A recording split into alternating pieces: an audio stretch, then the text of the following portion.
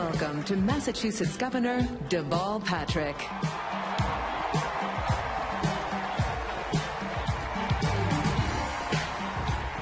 Good evening, Democrats. Are you fired up? Are you ready to go? Well, I hope so. This is the election of a lifetime because more than any one candidate or policy, what's at stake is the American dream. That dream, the ability to imagine a better way for ourselves and our families and then to reach for it, that dream is central to who we are and what we stand for as a nation. Whether that dream endures for another generation depends on you and me, but it also depends on who leads us. In Massachusetts, we know Mitt Romney. By the time he left office, Massachusetts was 47th in the nation in job creation during better economic times, and household income in our state was declining. He cut education deeper than anywhere else in America. Roads and bridges were crumbling, business taxes were up, and business confidence was down. Our clean energy potential was stalled, and we had a structural budget deficit.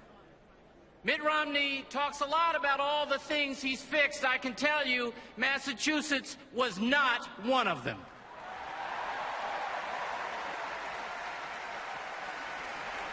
He's a fine fellow and a great salesman. But as governor, he was a lot more interested in having the job than doing the job.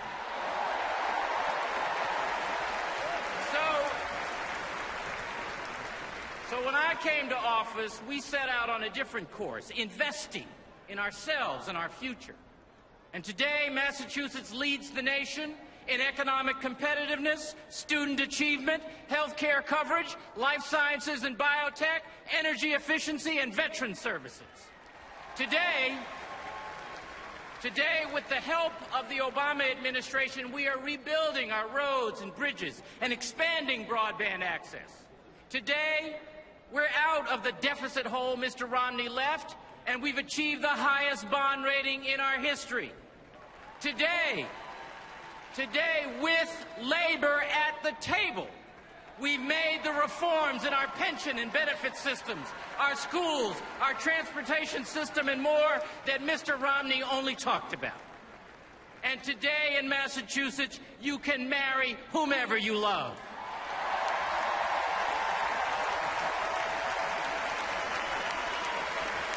We still have much more to do, much more to do.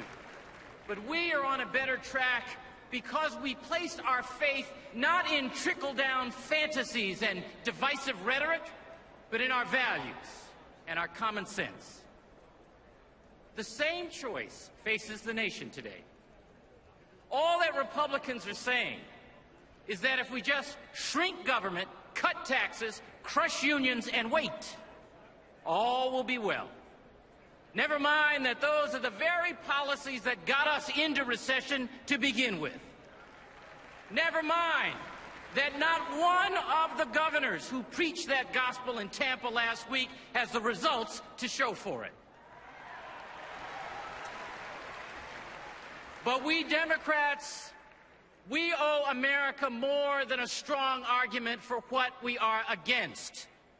We need to be just as strong about what it is we are for. The question is, what do we believe? Well, we believe in an economy that grows opportunity out to the middle class and the disenfranchised, not just up to the well-connected. We believe that freedom means keeping government out of our most private affairs, including out of a woman's decision whether to keep an unwanted pregnancy and everybody's decision about whom to marry. We believe that we owe the next generation a better country than we found, and that every American has a stake in that. We believe that in times like these, we should turn to each other, not on each other. And we believe that government has a role to play, not in solving every problem in everybody's life, but in helping people help themselves to the American dream. That's what Democrats believe. That's what Americans believe. And if we want to win elections in November and keep our country moving forward, if we want to earn the privilege to lead, my message is this: it's time for Democrats to grow a backbone and stand up for what we believe.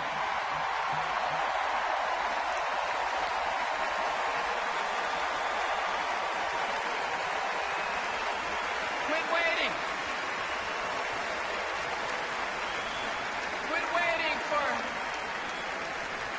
Quit waiting for pundits or polls or super PACs to tell us who the next president or senator or congressman is going to be. We're Americans. We shape our own future.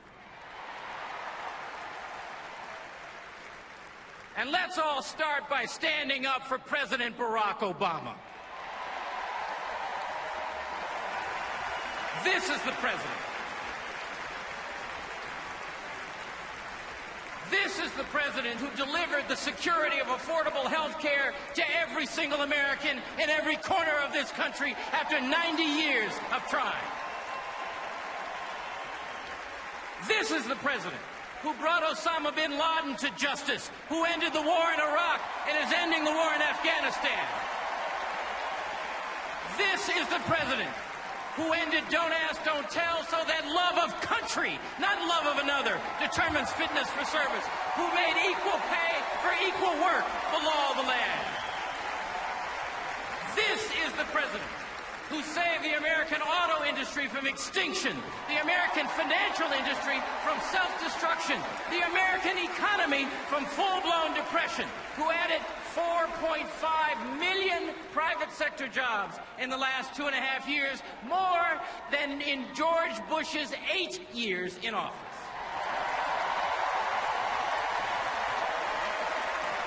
My friends, the list of accomplishments is long, impressive, and barely told. And even more impressive when you consider that congressional Republicans have made obstruction itself the centerpiece of their governing strategy. With a record like that and a vision that hopeful and powerful, I, for one, will not stand by and let him be bullied out of office, and neither should you.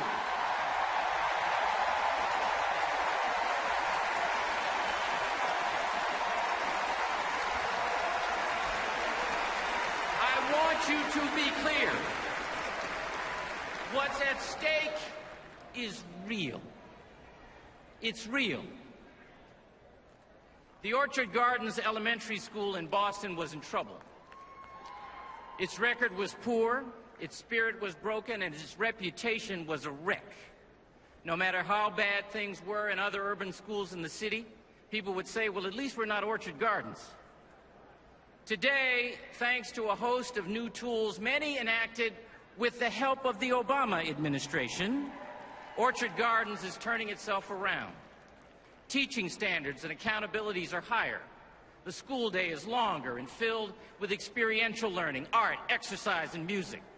The head of pediatric psychology from a local hospital comes to consult with faculty and parents on the toughest personal issues in students' home lives. Attendance is up, thanks to a mentoring initiative. In less than a year, Orchard Gardens went from one of the worst schools in the district to one of the best in the state. The whole school community is engaged and proud. So am I. At the end of my visit about 1.5 years ago, the first grade, led by a veteran teacher, gathered to recite Dr. King's I Have a Dream speech. And when I started to applaud, the teacher said, "Not yet, Governor." Then she began to ask those 6- and 7-year-olds questions. What, she asked, does creed mean? What does nullification mean? Where is Stone Mountain? And as the hands of those 6- and 7-year-olds shot up, I realized that she had taught the children not just to memorize that speech, but to understand it.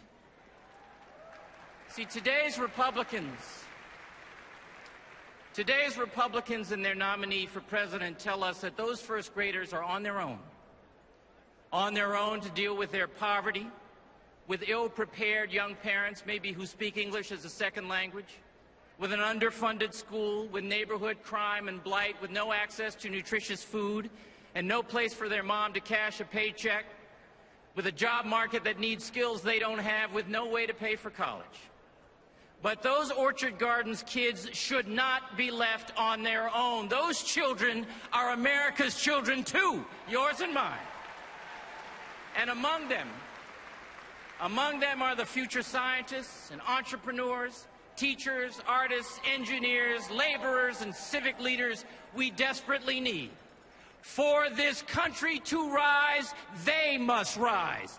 And they and their cause must have a champion in the White House. That champion is Barack Obama. That cause is the American dream. Let's fight for that. Let's canvass and phone bank and get out the vote for that. Let's go tell everyone we meet that when the American dream is on the line, we want Barack Obama in charge. Thank you so much.